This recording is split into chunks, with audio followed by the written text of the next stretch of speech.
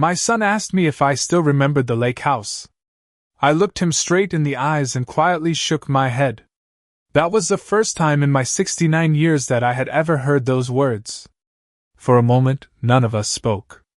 Daniel's smile faded, replaced by the kind of confusion that only comes when someone realizes reality isn't matching the story they've always believed. He stared at me as though I had forgotten my own birthday. "Mom," he said slowly, "you really don't remember it?" I searched his face, hoping he would laugh and admit he was teasing me. Instead, he waited. "I'm sorry," I answered. "I think you must have me confused with someone else." Even now, when I think back to that afternoon, I can still remember how strangely quiet my living room became. The old grandfather clock in the hallway seemed louder than usual. Outside, the wind rustled the maple tree my husband had planted the year Daniel turned 10. Everything felt perfectly ordinary except the three people sitting in that room. Sometimes the biggest secrets don't arrive with shouting. Sometimes they arrive in the middle of an ordinary Tuesday afternoon over coffee and homemade blueberry muffins. Daniel had called earlier that morning. "I'm in the neighborhood," he'd said. "Thought I'd stop by if you're home." He hadn't visited in nearly 3 weeks. That wasn't unusual anymore. There was a time when my son came by every Sunday after church. We'd drink coffee, talk about work, and argue, good-naturedly, about baseball or politics. After his father passed away, those visits became the highlight of my week. Things changed after Daniel married Vanessa. Not overnight. People like to imagine families fall apart because of one terrible fight. That wasn't our story. Distance arrived quietly. One canceled dinner. One forgotten birthday lunch. One missed phone call that turned into 3. Eventually, silence became its own routine. So when Daniel called that morning, I was genuinely happy. I even baked fresh muffins, knowing they had always been his favorite. Old habits survive long after people change. When they arrived, Vanessa greeted me with her usual warm smile. "You look wonderful, Margaret," she said, giving me a gentle hug. She always knew exactly what to say. Perfect words. Perfect timing. Perfect manners. Anyone meeting her for the first time would have considered me lucky to have such a thoughtful daughter-in-law. I once believed that too. Daniel looked tired. The dark circles beneath his eyes were deeper than I'd ever seen. His tie hung slightly crooked, and he kept checking his phone every few minutes, apologizing each time it buzzed. "Construction project," he explained. "Things have been crazy." "I understand," I said. And I truly did. His father had spent 42 years building a business from nothing. I knew what long hours looked like. Still, something about Daniel felt distracted. Like part of him was somewhere else. We settled into the living room. Vanessa complimented the curtains I'd sewn years ago. Daniel praised the muffins. We talked about neighbors who had recently moved away, the unusually warm weather, and whether the city would finally repair the potholes on my street. It was pleasant. Comfortable. Normal. Then everything changed with one simple question. Daniel leaned back in his chair and smiled. "You still love the lake house, don't you, Mom?" I laughed softly. "The what?" "The lake house." He said it so casually that it sounded like he was asking about an old vacation spot we'd visited dozens of times. I frowned. "I'm sorry?" "Our place by the lake." His smile began to fade. "You know, the house Dad bought." I felt my heartbeat slow instead of quicken. There are moments when your mind races. And then there are moments when it becomes completely still. This was the second kind. "Your father never bought a lake house." Daniel blinked. "Of course he did." "No," I said gently. "He didn't." A silence settled over the room. Daniel looked from me to Vanessa and then back again. His expression reminded me of the little boy who used to insist he'd seen snow in July. "But," he whispered, "you've been there." I couldn't help smiling, thinking perhaps this had become some strange misunderstanding. "I've never owned a house near a lake." He stared at me. "You took pictures there." "I don't think so." "You and Dad." Celebrated your anniversary there. No. You said it was your favorite place. I've never said that. Each answer seemed to unsettle him even more. He rubbed the back of his neck. Mom. His voice carried genuine confusion now. You seriously don't remember? I searched every corner of my memory. My husband and I had taken road trips.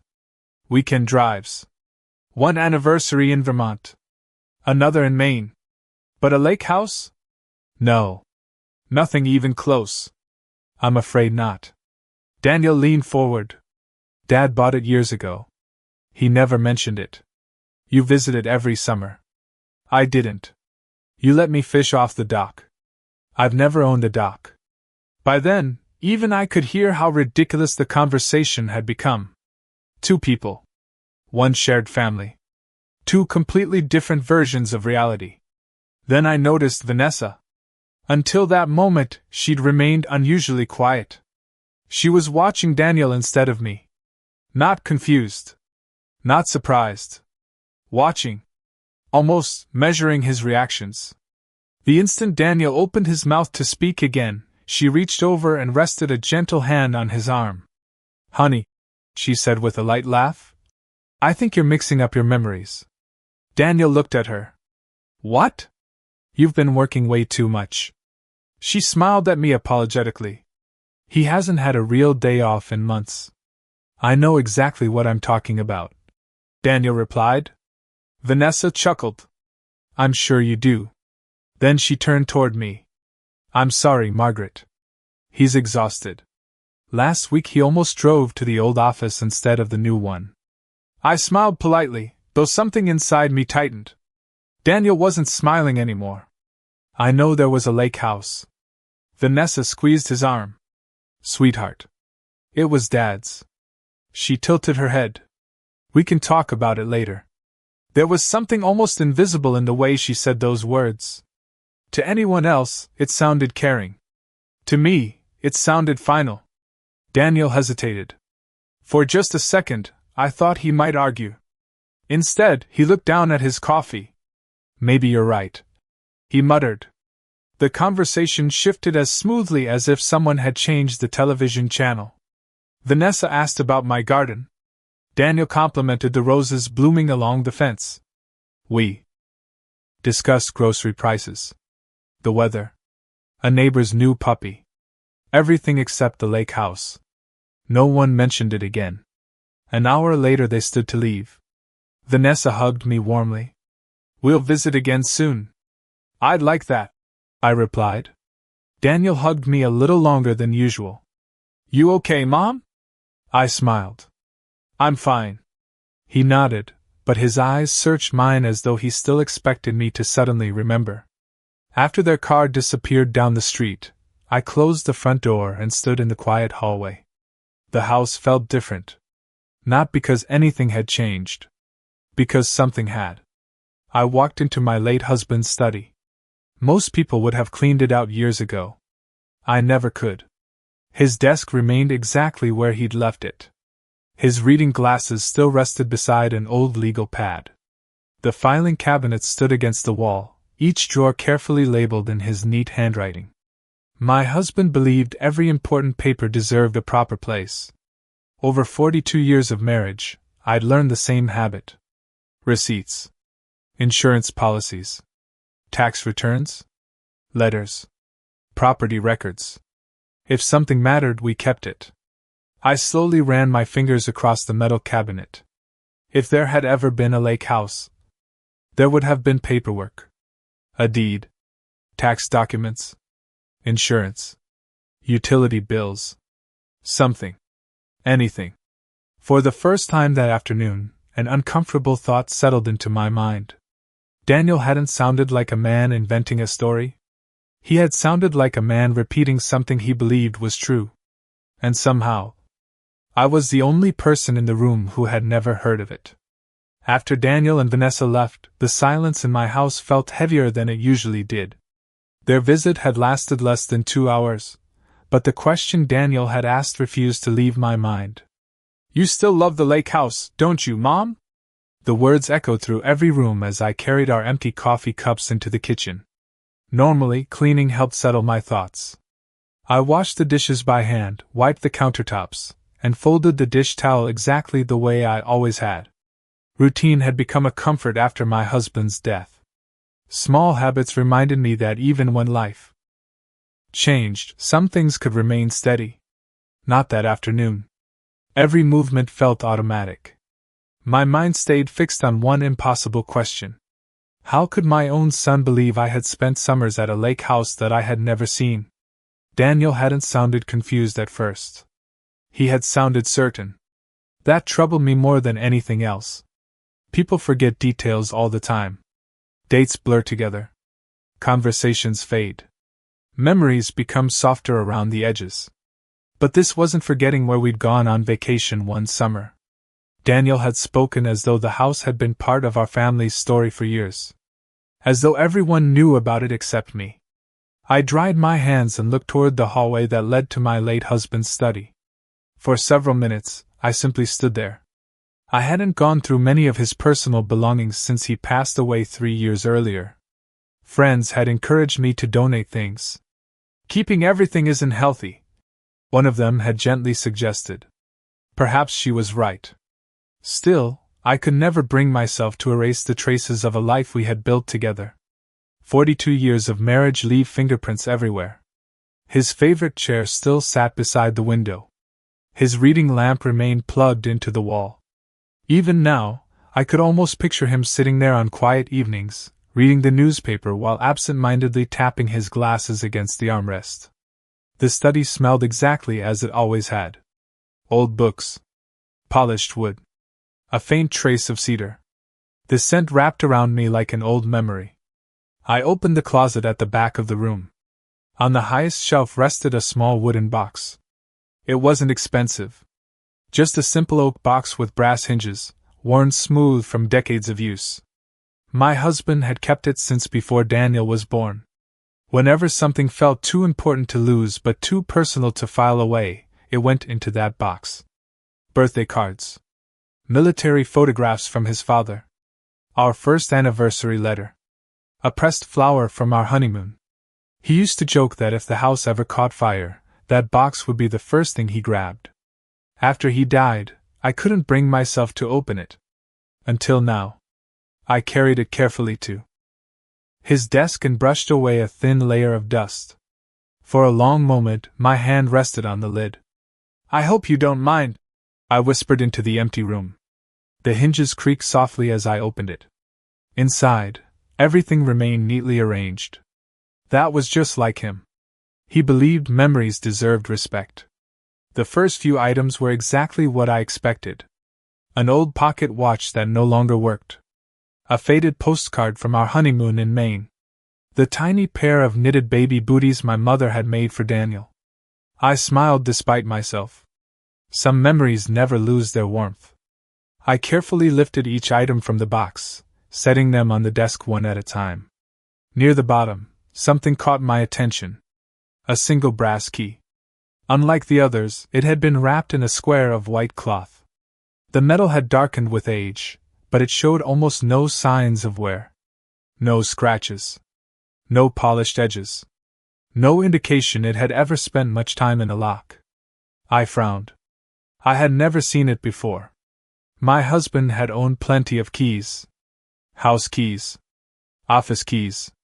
Storage lockers. Tool cabinets. I recognized nearly all of them. Not this one. I picked it up. It felt heavier than I expected. A small number had been stamped into the head of the key. Nothing else. No tag. No label. No explanation. Just a key waiting for a door I didn't recognize.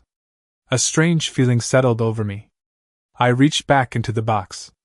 Beneath the cloth lay an old envelope.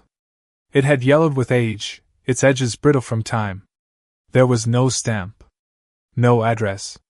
Only my husband's handwriting across the front. Private. That single word. Nothing more. I hesitated. Opening something marked private felt like crossing an invisible line. Then I reminded myself of something my husband had once said. If anything ever happens to me, don't be afraid to look for answers. At the time, we had been discussing insurance papers. Now those words carried a different meaning. I opened the envelope carefully. Several photographs slipped onto the desk. The first showed my husband standing beside a quiet lake. He looked younger. Perhaps 15 years younger. He wore jeans and a plaid shirt with the sleeves rolled to his elbows. The afternoon sun reflected across the water behind him. He looked happy. Not posing for the camera. Simply happy. I turned over the photograph. No date. No note. The second picture made my heart skip. It showed both of us. I stared at it for several long seconds. I had no memory of it being taken. There I was, smiling beside him near the edge of the lake. Trees stretched behind us. A wooden dock reached into the water. My husband had one arm around my shoulders. I looked relaxed. Comfortable. As though we belonged there. I searched my memory desperately. Nothing. Not the lake. Not the dock. Not the clothes I was wearing. Nothing. How could someone appear in a photograph and have absolutely no memory of the moment? I looked through the remaining pictures. Some showed only the shoreline. Others captured a modest cabin nestled among tall pine trees. It wasn't luxurious. In fact, it looked remarkably ordinary. The kind of peaceful place a retired couple might choose to escape the noise of everyday life. If we had really been there. Why couldn't I remember it? The final item inside the envelope was folded into thirds. I unfolded it carefully. Property tax receipts. Several of them. Each from different years. The owner's name was unmistakable. My husband's. The property description included only a parcel number and a mailing address I didn't recognize. But one detail caught my eye immediately. The taxes had been paid every single year. Without interruption.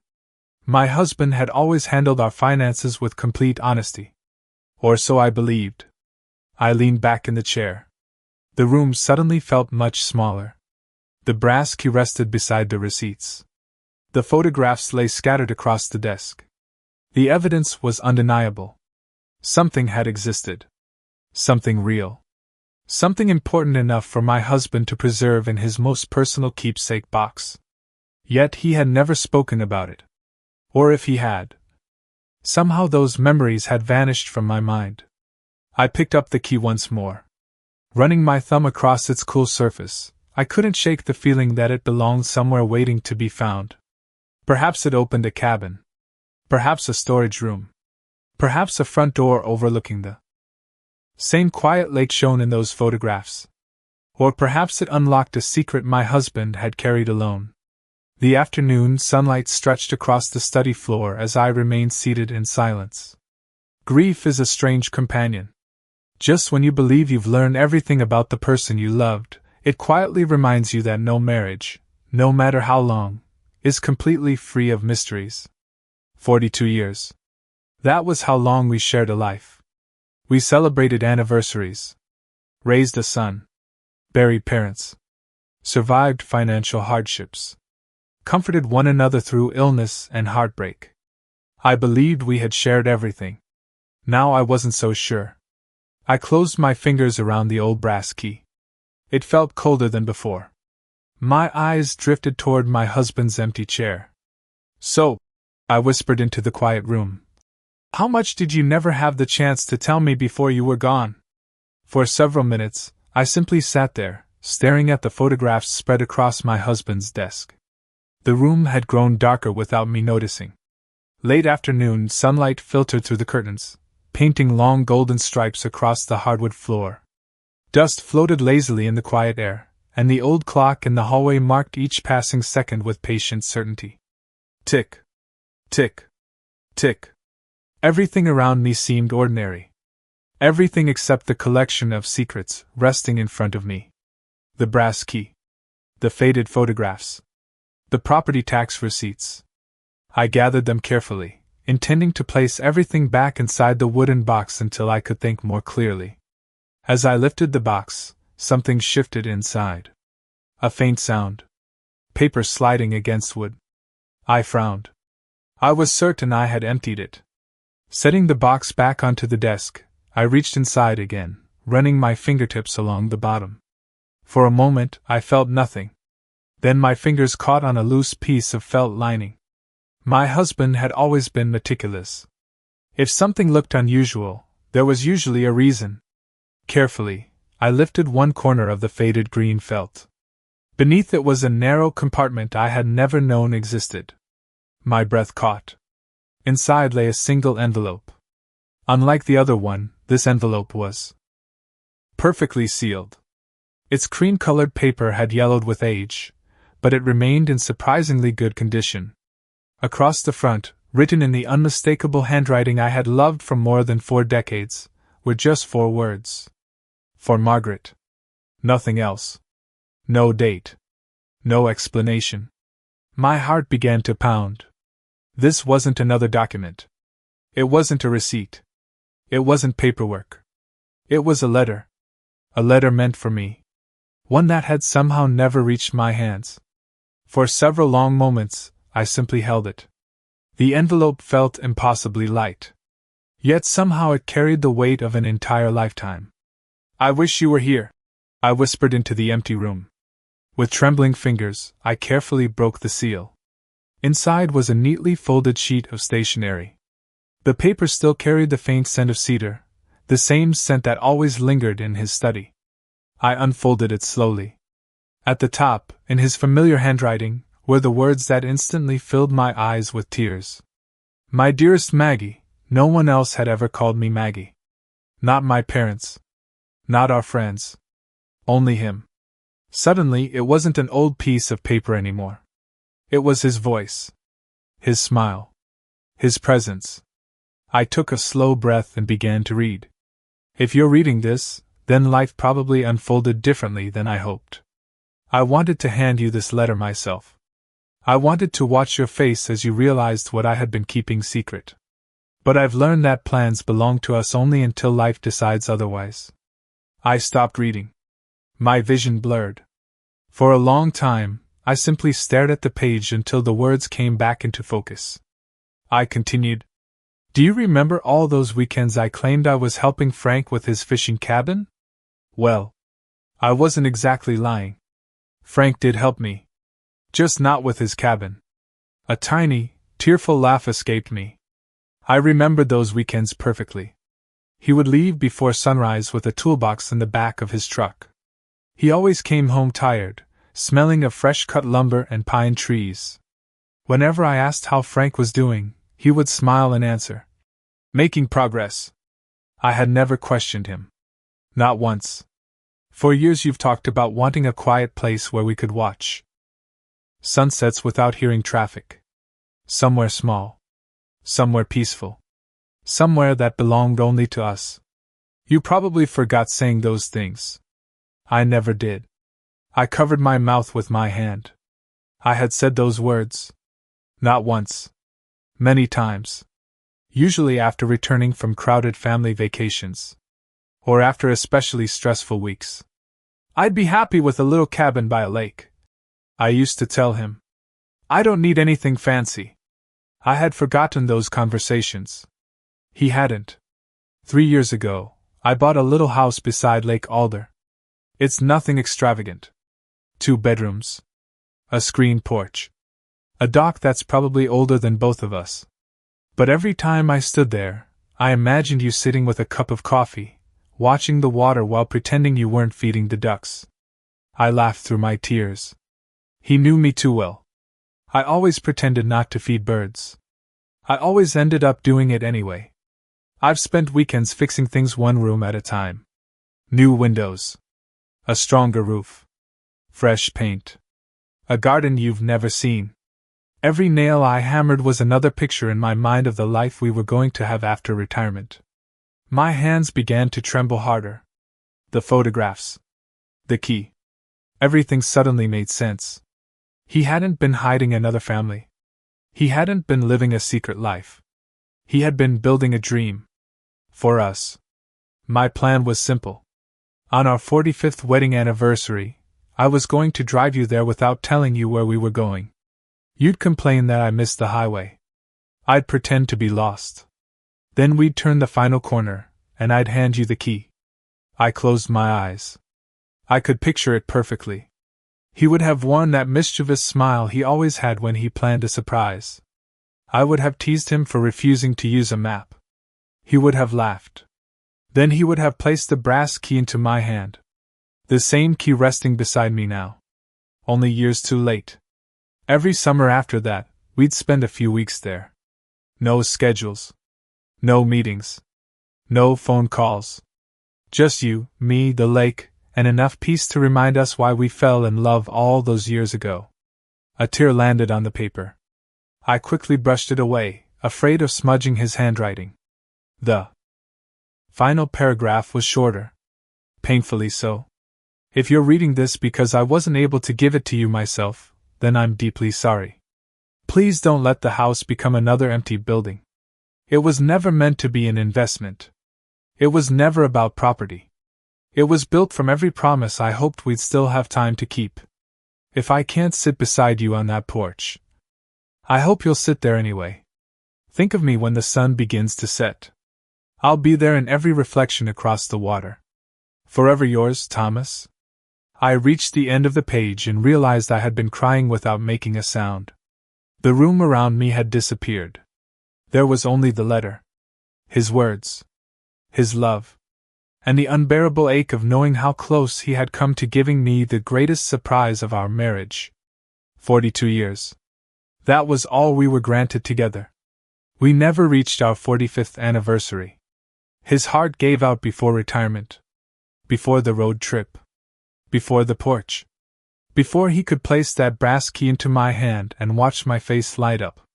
I folded the letter carefully, as though it were something fragile enough to break. Perhaps it was. Not the paper. The dream. For years I had believed there were no more surprises waiting for me after my husband's death. I had mourned the life we shared. I had accepted the plans we never finished. Now I realized I had been grieving only part of the story. There had been one final gift. One final act of love. One final dream. It had existed all along, hidden beneath the bottom of an old wooden box, waiting for a day either of us had ever imagined. I picked up the brass key and closed it tightly in my hand. Its cool metal pressed gently against my palm. For the first time since Daniel asked about the lake house, I no longer wondered whether it was real. It was. What I couldn't understand was something else entirely. If my husband had intended this house to be a surprise for me, then how had Daniel known about it? When I never had? I didn't sleep much that night. Every time I closed my eyes, I saw the brass key resting in my palm. Then I saw my husband's letter. Then Daniel's face. When he asked if I still loved the lake house, the pieces refused to fit together. Thomas had bought the house for me. He had planned to surprise me on our 45th wedding anniversary. He died before he ever had the chance. So how did Daniel know about it? And more importantly, how did he know enough to speak as though he had been there? By sunrise, I had already made up my mind. I wasn't ready to accuse anyone of anything. I simply wanted answers. Daniel deserved the chance to explain. I poured myself a cup of coffee and carried it to the kitchen table. The letter lay folded beside me. The brass key rested on top of it. I stared at my phone for nearly 10 minutes before finally picking it up. No mother ever enjoys questioning her own child. Especially when she's afraid she might not like the answers. I dialed Daniel's number. He answered on the third ring. "Morning, Mom." His voice sounded rushed. I could hear traffic in the background. "Am I catching you at a bad time?" "I'm driving to a job site, but I've got a few minutes." There was a pause. "You okay?" "I've been thinking about yesterday." "So have I." His answer came quickly. Almost too quickly. I took a slow breath. "I found some things your father left behind." Silence. Not long. Just long enough for me to notice. "What kind of things?" he asked. "A letter." Another pause. "Oh. And some photographs." "I see." I also found property tax receipts. The silence this time lasted a little longer. When Daniel finally spoke, his voice sounded careful. So, you know about the house. I know your father bought one. Yeah. He said it so casually that it surprised me. No hesitation. No shock. Almost as though this conversation had been expected. I didn't know it existed, I said quietly. I figured that out yesterday. I never saw his letter. I know. You knew? I mean, he cleared his throat. I figured he probably never got the chance to tell you. That answer settled over me like an unexpected chill. How had he figured that? I hadn't mentioned the contents of the letter. I hadn't told him my husband intended the house to be a surprise.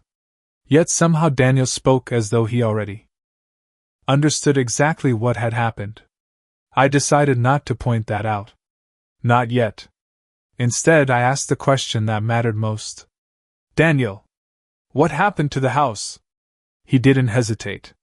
We sold it. The words landed harder than I expected. We? I mean, after Dad passed. You sold it? Yeah. Who decided that? It just made sense. His answer came so naturally that someone else might have accepted it without another thought. I didn't. Can you explain it to me? The place was falling apart. His tone remained calm, almost rehearsed. It had been sitting empty for years. I thought your father had been fixing it. He tried. Daniel sighed. But after he died, nobody was taking care of it. It wasn't worth keeping. I glanced at the photographs spread across the table. The cabin looked weathered. But abandoned? No. Even in the pictures it had looked loved. When did you see it? I asked. A few times. With your father? No. He hesitated. Later. After he passed? Yeah. Another short answer. Another missing detail. I waited. He didn't volunteer anything else. So you decided to sell it? It wasn't really a difficult decision. Why not? It needed repairs. He laughed softly. The roof leaked. The dock was unsafe. There were plumbing issues. It would have cost more to fix than it was worth. His words came one after another without pause. Too smooth. Almost like someone reading bullet points from memory. Then he added the sentence that stayed with me for the rest of the day.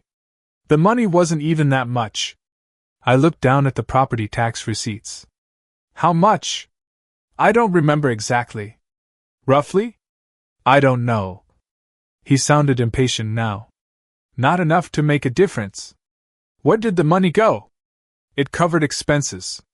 What expenses? Just. He exhaled. You know. Actually. I didn't know. Not at all.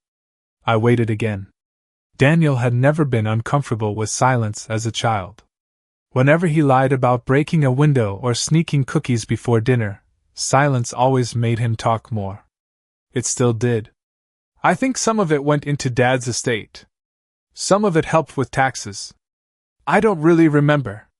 3 different answers in less than 20 seconds. None of them specific. None of them complete. I wasn't interested in catching him in a lie. I was interested in understanding why he sounded so uncertain about something he had spoken so confidently about the day before. Did your father ever tell you he bought the house for me? Silence. This one lasted longer. I don't know. You don't know? I mean, I guess he probably did. Probably? Yeah. But you just said you knew about the house. I did. So how did you know? Another pause. Long enough that I could hear his turn signal clicking through the phone. Finally he answered. I've just always known. Always. It was such a strange choice of words. A grown man doesn't simply always know about a hidden property that his own mother had never heard of. Someone had to tell him. Someone had explained the story. Someone had repeated it often enough that Daniel now accepted it as unquestionable fact. I leaned back in my chair. Daniel. Yes? Who told you the house wasn't worth keeping? He answered immediately. No one. Then how did you decide that? It was obvious. To whom? Mom. His voice carried a trace of frustration now. It was just an old cabin. It wasn't a big deal. Not a big deal. I looked at the letter again. It was built from every promise I hoped we'd still have time to keep. Those words echoed in my mind. To my husband. The house had represented 45 years of love. To Daniel. It was just an old cabin. The difference hurt more than I expected. I wish you'd asked me first, I said quietly. You didn't know about it. I know. So what difference would have it made? The question wasn't cruel. It was practical. Too practical. As though houses could be measured only in dollars. As though memories existed only after someone knew they had them. I would have liked the chance to see it. I don't think you would have wanted to. Why? It wasn't. He stopped himself. What? Nothing. No, Daniel. What weren't you going to say? He hesitated again. Then, almost word for word, he said something that made every instinct inside me come alive. It really wasn't worth your time. The sentence sounded strangely familiar. Not because I had heard it before. Because it didn't sound like my son. Daniel had always spoken plainly. He rarely used polished phrases. He was practical, straightforward, sometimes even blunt. But that sentence, it sounded borrowed. Carefully chosen. Like something repeated enough times that it no longer belonged to the person saying it. I suddenly remembered yesterday afternoon. Vanessa placing her hand gently on his arm. Honey, I think you're mixing up your memories. The same calm voice. The same certainty. The same effortless way of ending a conversation. I wasn't hearing Daniel anymore. I was hearing an echo. Not of his thoughts. Of someone else's. I should get back to work, he said. Of course. I'll come by this weekend. I'd like that. Love you, Mom. I love you too. The line went dead. I remained seated at the kitchen table for a long time. The coffee beside me had gone cold. I replayed every word of our conversation. Daniel hadn't sounded like a man deliberately trying to deceive me. He hadn't stumbled. He hadn't become defensive. If anything, he sounded sincere. That frightened me even more. Because sincere people usually believe what they're saying. They don't realize they're repeating someone else's version of the truth. I looked once more at Thomas's letter. Then at the brass key. Then at the property tax receipts. The evidence on my table told one story. My son's voice had told another. Somewhere between those two stories, someone was lying. And for the first time in my life, I found myself wondering whether the lie belonged to Daniel. After my conversation with Daniel, I spent the rest of the afternoon trying to convince myself that I was imagining things. A mother wants to believe her child. Even when the facts don't quite fit. Even when every instinct whispers that something is wrong. For years I had told myself that Daniel had simply become busy. Marriage changed people. Careers demanded more time. Life pulled families in different directions. That explanation had always been easier than asking difficult questions. Now, for the first time, I wasn't sure it was enough. I gathered Thomas's letter, the brass key, the photographs, and the property tax receipts, and placed them neatly back into the wooden box. Not because I was finished looking at them. Because I needed another piece of the puzzle. Someone besides Daniel had to know about the lake house. Someone who had known my husband before his death. As I stood in the study, one name came to mind almost immediately. Frank Sullivan. Frank and Thomas had been friends for more than 30 years. They met while volunteering for a community construction project and stayed close ever since. Frank was the same man my husband had always claimed he was helping on weekends.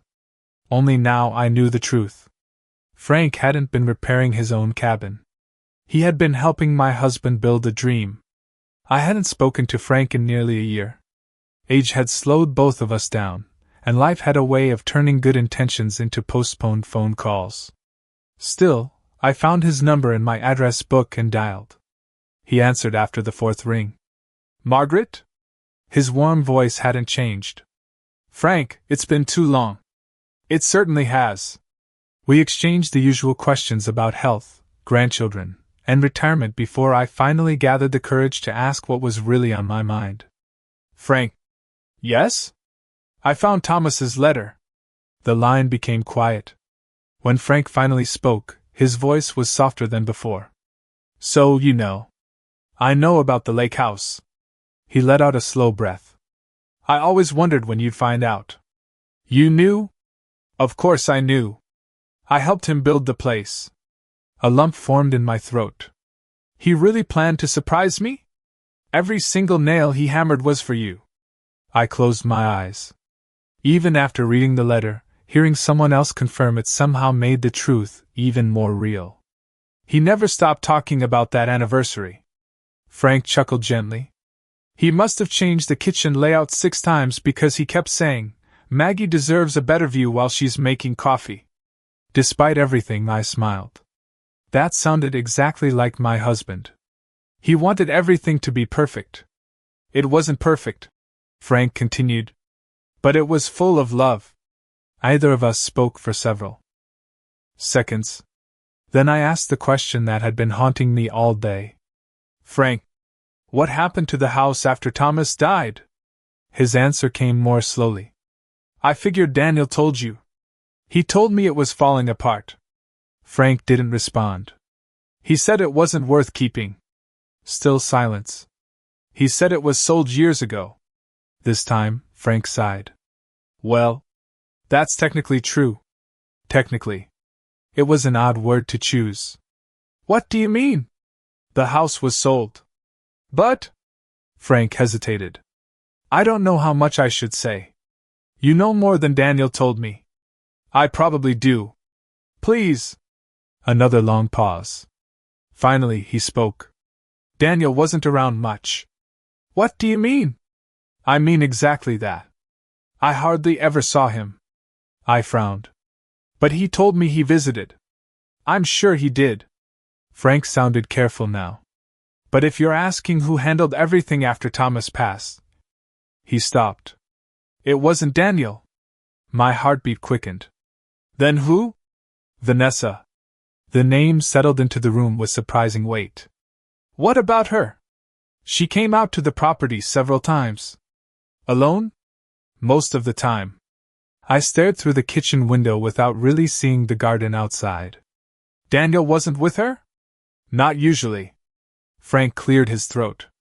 I remember because I kept expecting your son to show up. He rarely did. I said nothing. Frank continued. Vanessa told me Daniel was overwhelmed. She said he trusted her to take care of everything. Every sentence tightened the knot in my stomach. What exactly did she take care of? Almost all of it. The insurance paperwork. The property inspection. The cleaning crew. The repairs that were supposed to happen. And eventually, the sale. The sale? She hired the real estate agent herself. I gripped the edge of the table. Daniel didn't? No. He signed the paperwork eventually. But from what I saw, Vanessa organized the entire process. Pieces began shifting inside my mind. Daniel's uncertain answers. His rehearsed explanations. His inability to remember simple details. They suddenly made more sense. What was she like? I asked quietly. Frank took his time answering. Always polite. Always. Smiling. Very organized. But what? I got the feeling she wanted everything finished quickly. How quickly? Faster than I expected. She kept saying there wasn't any reason to hold on to the place. Those words sounded strangely familiar. Not worth keeping. Not worth your time. The money wasn't much. Different sentences. The same idea. I could almost hear Vanessa's calm, confident voice speaking through Daniel. Did she ever mention me? Frank hesitated. Once. What did she say? She said. He stopped again. I'm sorry, Margaret. Just tell me. She said you wouldn't want to see the cabin. A chill ran through me. Why? She said the memories would only hurt you. I looked toward the wooden box resting on the dining room table. Inside it lay a letter from my husband asking me to sit on that porch and watch the sunset. Vanessa had told people I shouldn't even see it. Did Daniel agree with her? I honestly couldn't tell. Were they together when she said it? No. Daniel wasn't there. Another piece clicked into place. If Daniel wasn't present, then whose opinion had Frank actually heard? Not Daniel's. Vanessa's. Did you ever talk to Daniel alone? Only once. What did he say? Frank thought for a moment. He mostly listened. Vanessa did the talking. That answer stayed with me. Not because it shocked me. Because it reminded me of something I had ignored for years. Family dinners. Holiday gatherings. Birthday parties. Whenever difficult conversations came up, Daniel often started speaking. Then Vanessa would gently interrupt. Clarify. Explain. Finish his thoughts. At the time, I had assumed they simply knew each other well. Now I wondered if something else had been happening. Had she been speaking for him all along? Frank. Yes? Do you think Daniel knew everything? He didn't answer immediately. I think. He chose his words carefully. I think your son believed whatever he was told. It wasn't the answer I expected. It was somehow worse. After we hung up, I remained at the kitchen table for a long time. The afternoon sunlight had shifted across the floor. Everything around me was quiet. Too quiet. For the first time. Since discovering the letter, my anger began to change. Until now, I had been upset with Daniel. He had lied to me. He had hidden the truth. He had allowed the house my husband bought out of love to disappear without ever telling me it existed. But as I replayed every conversation, another possibility emerged. Daniel hadn't sounded like a man protecting his own decision.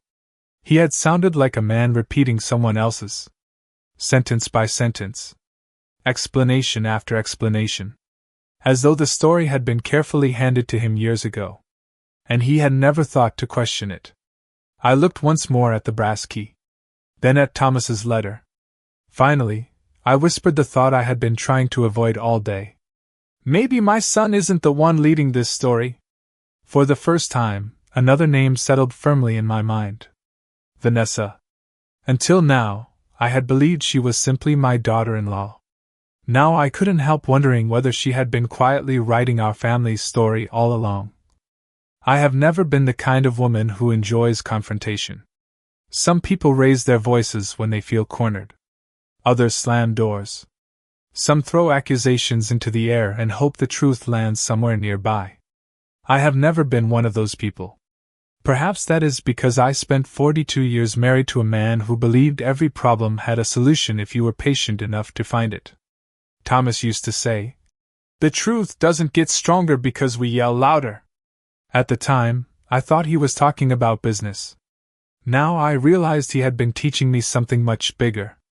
The morning after speaking with Frank, I made myself breakfast and sat at the kitchen table with a yellow legal pad. I didn't write anyone's name. I didn't write Daniel. I didn't write Vanessa. Instead, I wrote one sentence across the top of the page. Facts only. Then I drew a line underneath it. For the next hour, I listed everything I knew with absolute certainty. Thomas had purchased the lake house. I had his handwritten letter. I had the brass key. I had photographs. I had years of property tax receipts. Frank had confirmed he helped build the cabin. Frank had also confirmed that Vanessa, not Daniel, handled almost every detail after Thomas died. Those weren't suspicions. Those were facts. On the other side of the page, I created another list. Questions. When was the house sold? For how much? Who received the money? Who signed the paperwork? Why had no one told me the house existed? Why had Vanessa been so eager to sell it? The final question sat alone at the bottom of the page. Why did Daniel believe a story that didn't match the evidence? I stared at those words for a long time. Then I quietly closed the notebook. I already knew what I wasn't going to do. I wasn't going to call Daniel again. Not yet. A younger version of me might have. A hurt version of me certainly wanted to. I imagined dialing his number and saying, "Frank told me Vanessa handled everything." Or perhaps reading Thomas's letter aloud until Daniel understood what that little cabin truly meant. But another thought stopped me. What if Daniel simply denied it?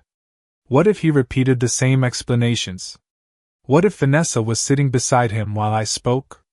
No. I had learned something important over the past 2 days. Feelings could be dismissed. Memories could be questioned. Conversations could be denied. Documents could not.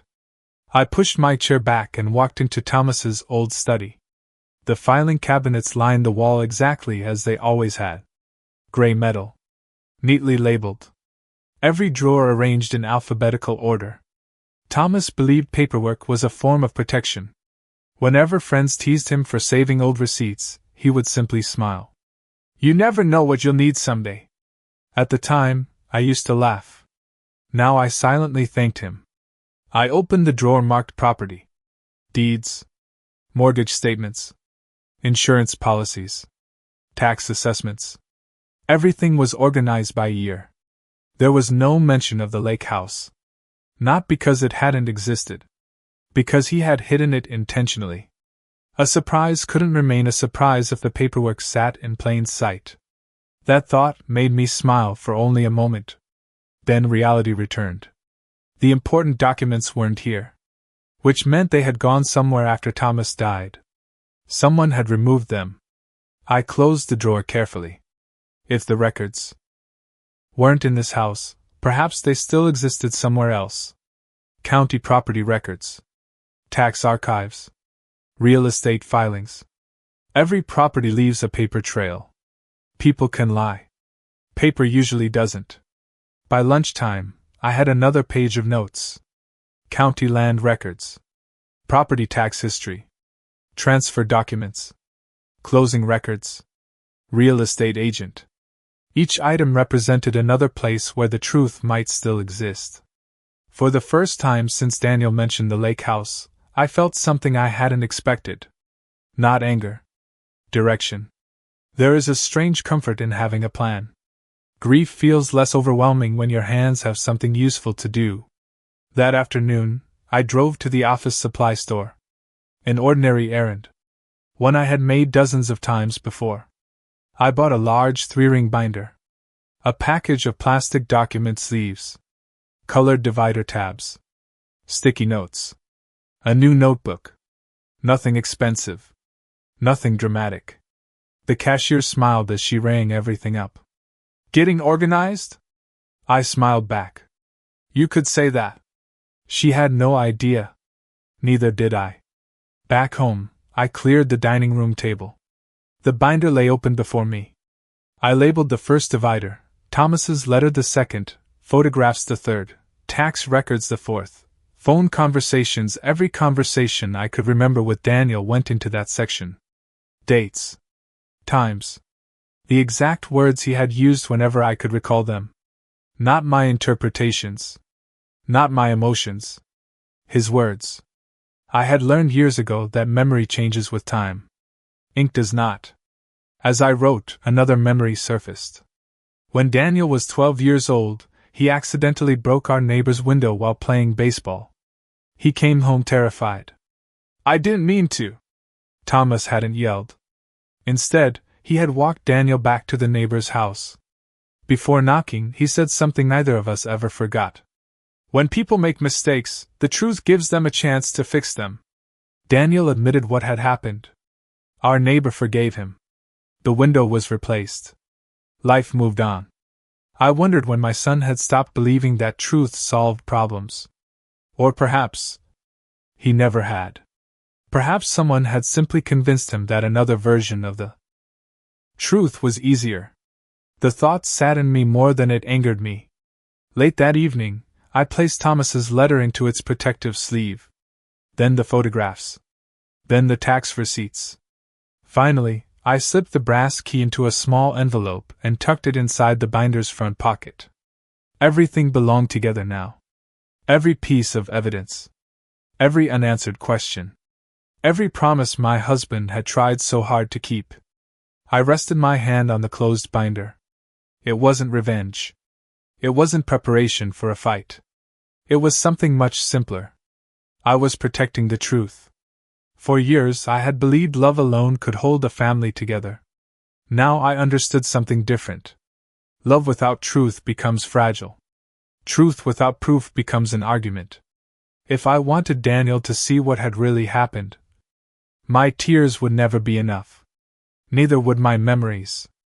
Only the evidence could speak loudly enough to reach him. And from that evening forward I made a promise to myself. I would not accuse. I would not guess. I would not confront anyone until every missing piece was in its proper place. Because sooner or later, the truth always leaves a trail. And I intended to follow every single step of it. That evening, I placed the binder on the shelf beside my husband's old desk and turned off the light in his study. The house was quiet again. Only this time, the silence felt different. It no longer belonged to grief. It belonged to unanswered questions. I still didn't know exactly when the lake house had been sold. I didn't know who had truly benefited from the sale. I didn't know why the dream my husband had built for us had disappeared without my ever knowing it existed. But one thing had become painfully clear. My son was hiding the truth from me. Whether he was protecting someone, or simply repeating a story he had been taught to believe, I couldn't say. Not yet. All I knew was that the answers were still out there, waiting to be found. And for the first time in my life, I wasn't willing to let the past remain buried. That was the day I realized my son's secret wasn't the end of the story. It was only the beginning.